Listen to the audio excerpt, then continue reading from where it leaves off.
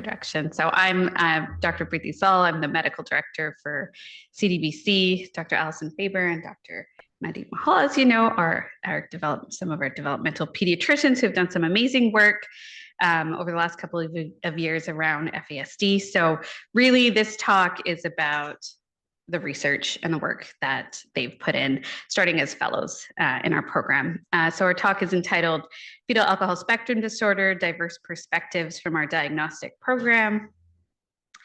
We, of course, want to start with a land acknowledgement, acknowledging that we're on the unceded territories of the Musqueam, Tsleil-Waututh, and Squamish peoples, also recognizing that over 90% of BC is on unceded territories as well. And we're honored to be doing this work here and with our Indigenous colleagues and patients. And then we always like to start with a positionality statement, especially given the nature of the talk, just to recognize our own intersections with power and privilege and our own social position that grounds us as we do our clinical and research work. So I'll start with myself. I am a South Asian able-bodied woman, a second-generation settler, and a physician and a mother. I'm a white American cisgender heterosexual female and a mother, a daughter, a sister, and I'm a South Asian second-generation settler. I'm an able-bodied cisgendered female, and I'm a mom, a wife, a daughter, a sister, and a doctor. So those statements just ground us in the work we do, and especially while we're doing this type of work, acknowledging our own social positions while we do it. So we'll start with some background, a little bit about FASD and CDBC, and then we'll go into Alison's work on clinician, or Dr. Faber's work on clinician perspectives, Dr. Mahal's work on caregiver perspectives, and then lessons learned and next steps. So Dr. Mandeep Mahal started her work as a fellow and really wanted to look at the lived experiences of caregivers in accessing supports and interventions for a child following a diagnosis of FASD in our program. And then Dr. Alison Faber worked on looking at provider perspectives around the diagnostic process here in BC. So this is really work centered in CDBC with CDBC patients, CDBC healthcare providers, and both studies were qualitative studies utilizing reflexive thematic analysis to analyze the data. And I have to give a special shout out to Dr. Caitlin Borner because she really mentored us all in this approach.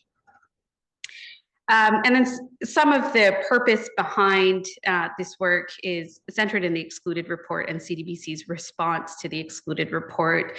The excluded report was put out by the representative of children and youth in 2021 and really highlighted barriers for children and families with children with FASD and their families. And those barriers were in the assessment process, in the education system.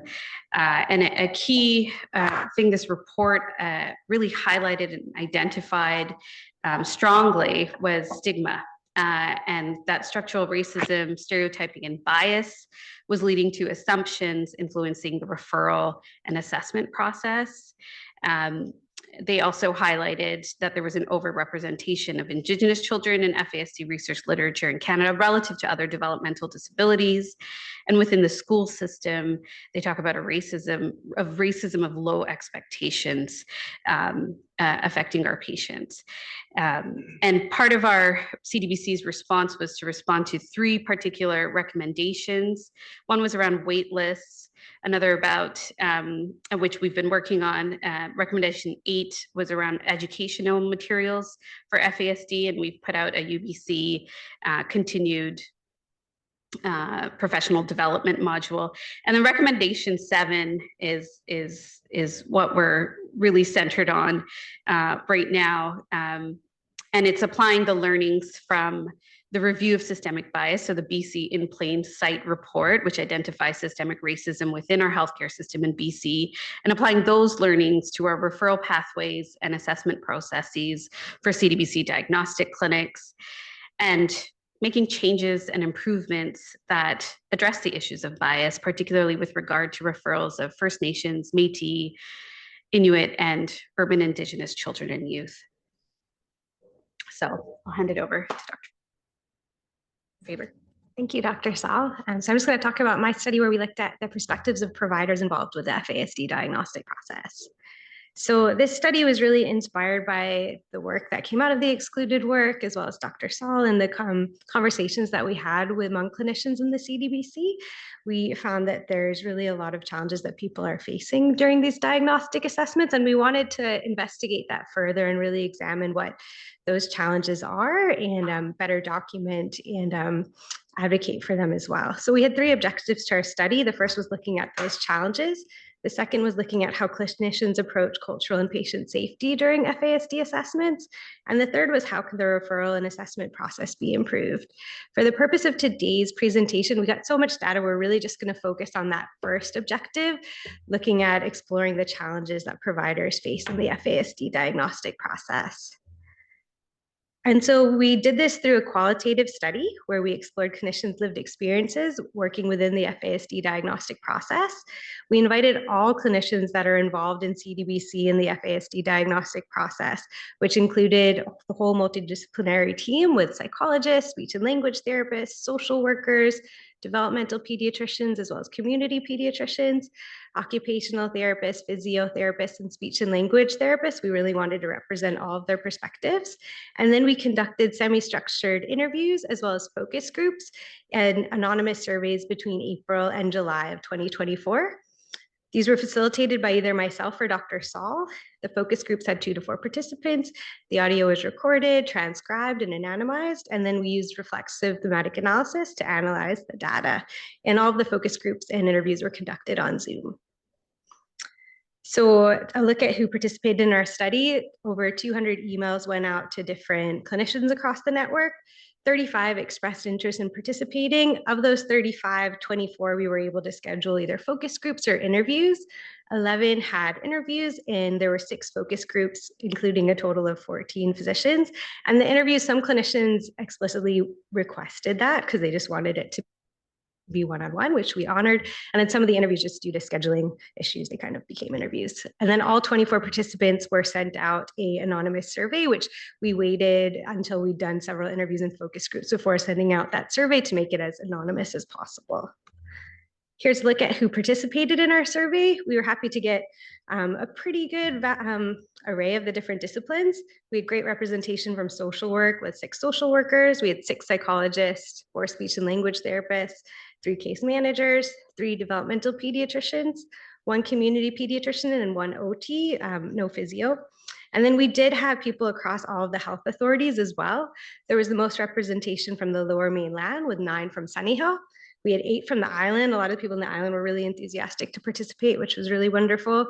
1 from Northern Health, 1 from the Interior, 1 from the Fraser Development Center, and 4 from other. And the other category included a lot of our outside contractors like the Asante Center, Compass Clinic, and a couple clinicians that just do outreach to more rural communities that aren't linked formally with the health authority.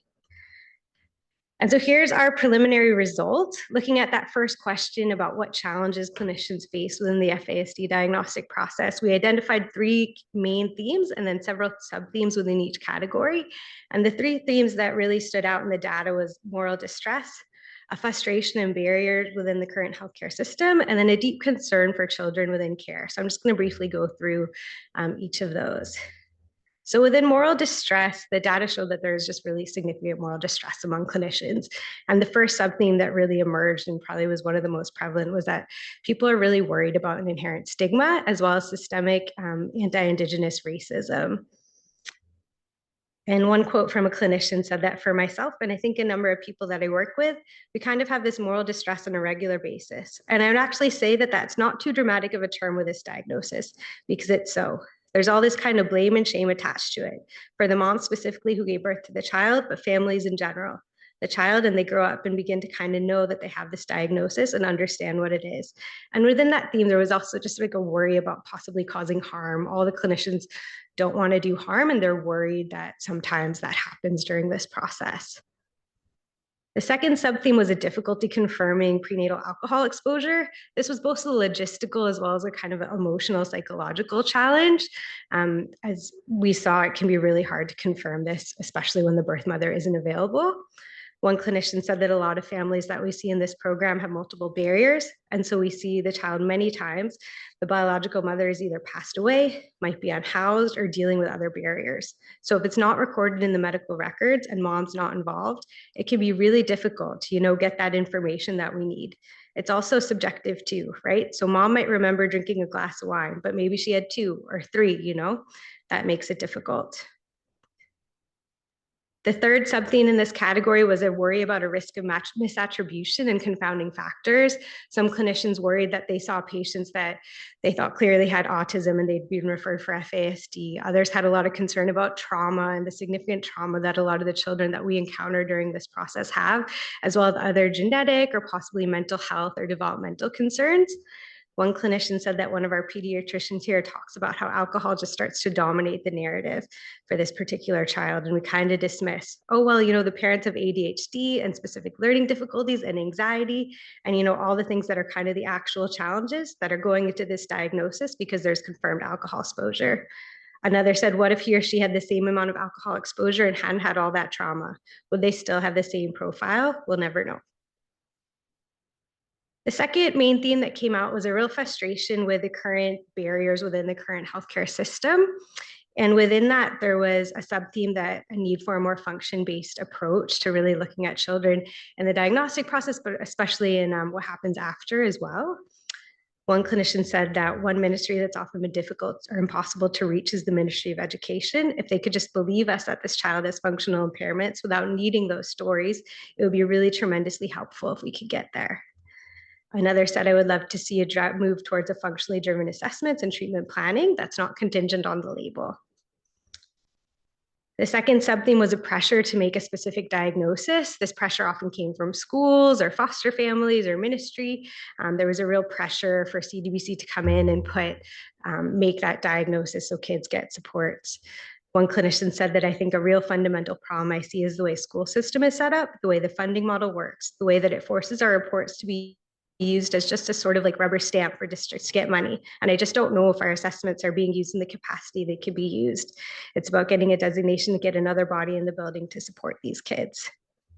And third, there was a real concern about for what happens after the assessments. Are these kids getting the supports and services that we know they really need and that we're spending all this time, the data showed, doing all these assessments and then worry that children just aren't getting the support that they need after this assessment process.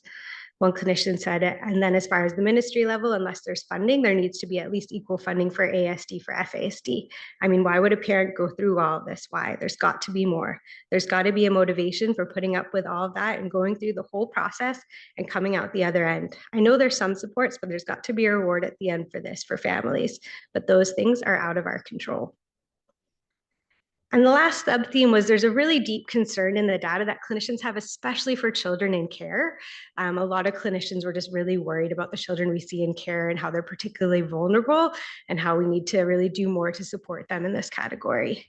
And a clinician said in terms of kids in care, they're just the most vulnerable kids we have. I think in the school system, in society, their chances when they get into adulthood, we just have such a duty to care for them. And I don't know if we're doing things as well as we can for them.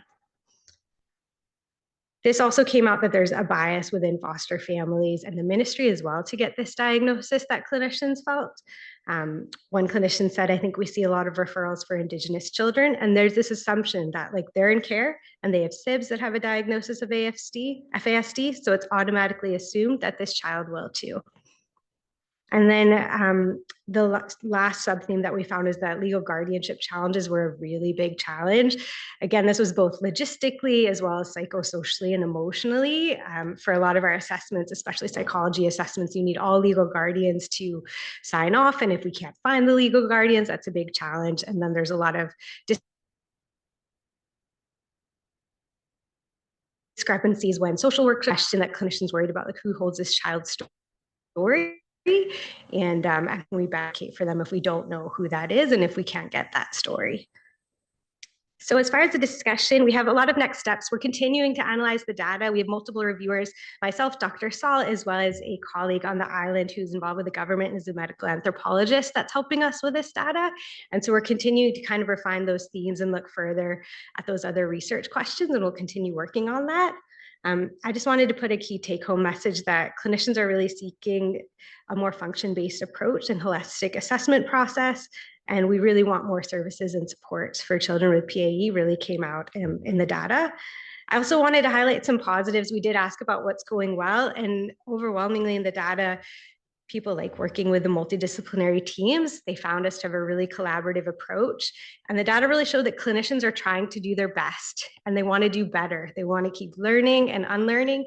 And I just thought that was really highlights everybody involved in this process, really trying to do the best they can for these children. And there's also significant limitations with this study that I wanted to mention. The study is, our PI is the medical director of the CDBC, and she also conducted a lot of the interviews and focus groups. So there's a room for bias or people possibly not being as forthcoming as they might have been. Also with focus groups, sometimes clinicians would be there with things that they may not have expected and possibly might not have been as forthcoming or room for bias. We tried to mitigate that with our anonymous survey, but there's still definitely room for bias. And I think most importantly as well, this is just one point of view. We think it's a really important point of view because these are the people involved in the healthcare system that have the most interaction and I think are thinking the most about FASD and prenatal alcohol exposure, but they're just clinicians. It's so important when we do research to also include those who are affected by FASD, the children, youth, and adults, as well as the caregivers. It's really important that we have great data documenting their experiences with what we're doing and what we should be doing and whatnot. So with that, my colleague, Dr. Mahal, conducted a study with the caregivers that I'm going to hand it off to her. So the next study did provide an opportunity to understand the lived experiences of caregivers of children with FASD. So, when I started my fellowship, I came into it with this experience of noting that a lot of families that I was seeing in longitudinal follow-up didn't seem to be getting the supports and services that they needed. When I looked into literature, I found that in other communities and jurisdictions, it was reported that even after the diagnosis, there were significant barriers for accessing supports. So then the question that I had was, from a caregiver perspective, does receiving a diagnosis of FASD for their child actually lead to improved functional outcomes from their perspective through changes in supports and services for their child? This study was born. So the objectives were, one, we wanted to explore caregiver experiences in undergoing the diagnostic process here through our CDBC program. We wanted to explore their experiences in advocating for their child in those first 2 years after diagnosis, when sort of that momentum is, strong. And then through all of this, we wanted to identify priority target areas that require further intervention so that we can best improve outcomes for this population.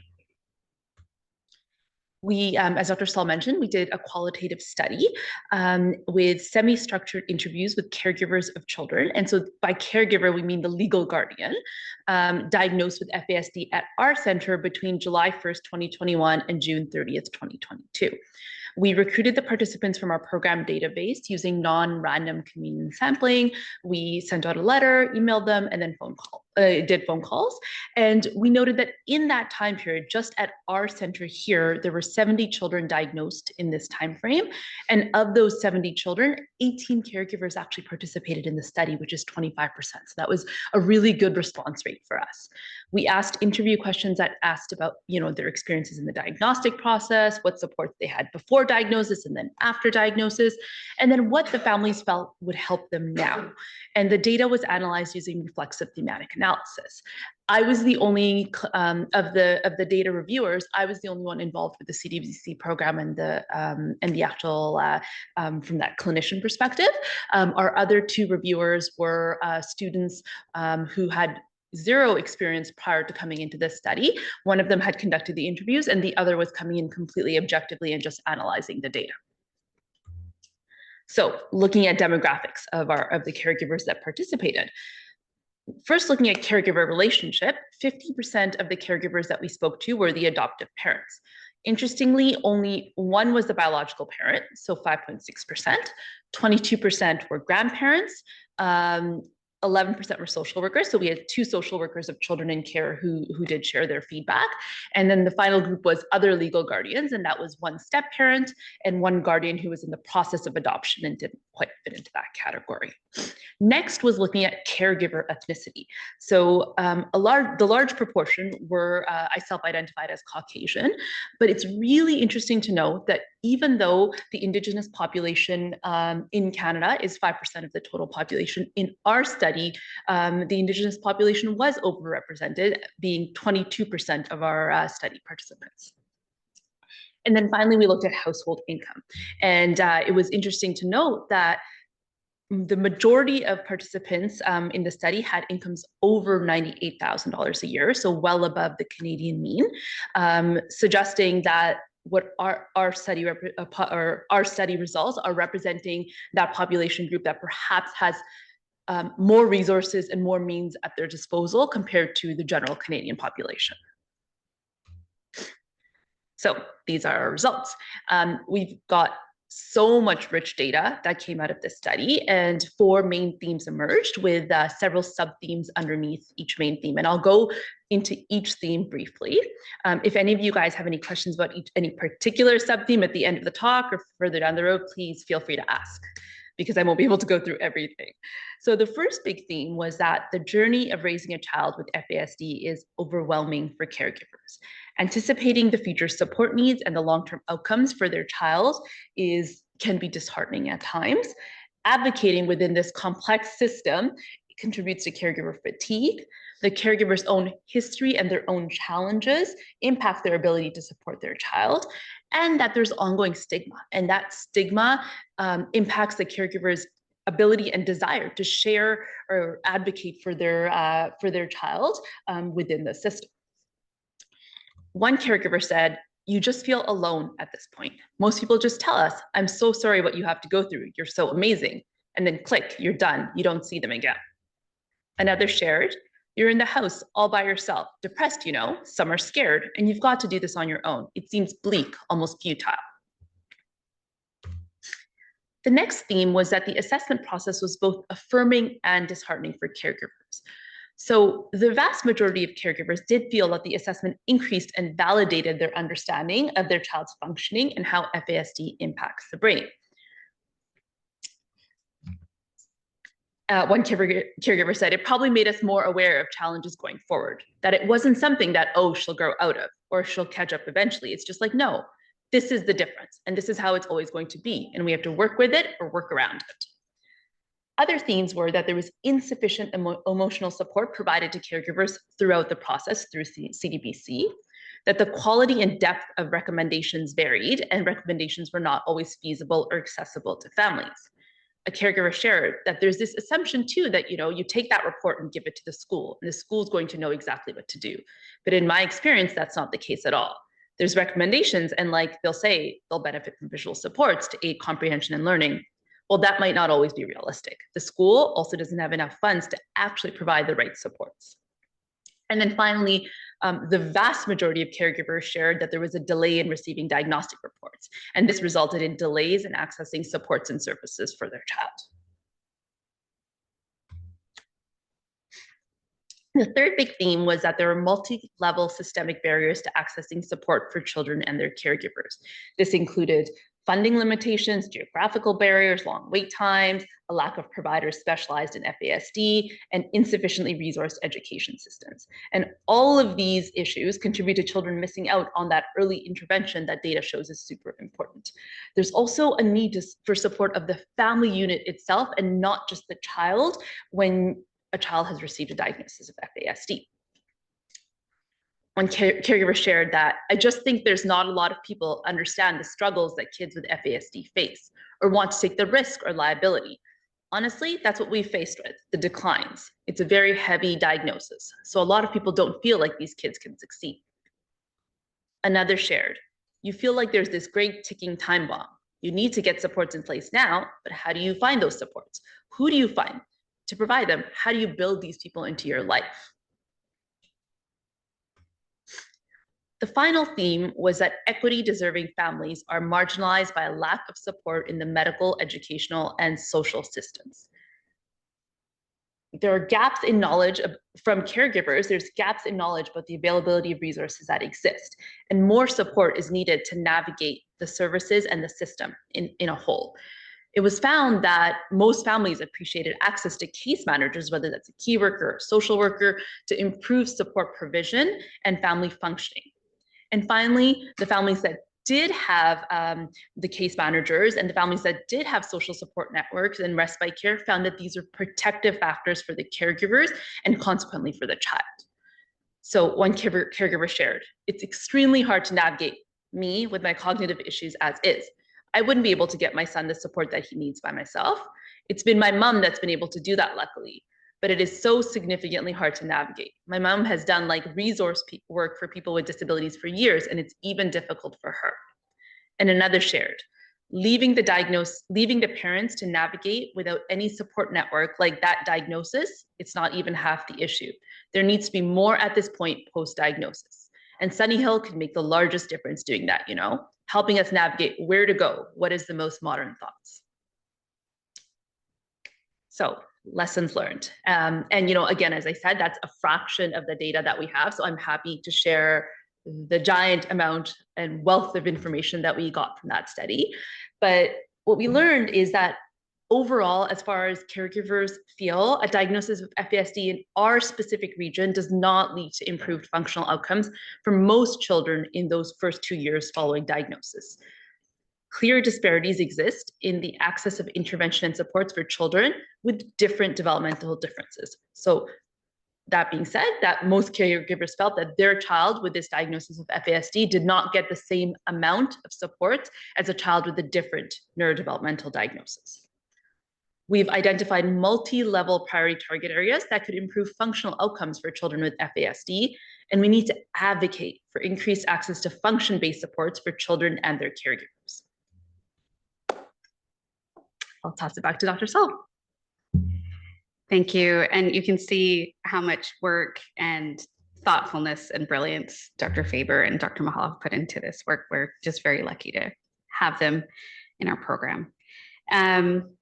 So next steps, it's a lot of information, but an overarching theme is really about supporting kids with developmental differences based on function, and a formal funding and support system that supports all children with neurodevelopmental differences, including those with FASD, seems to be a next step.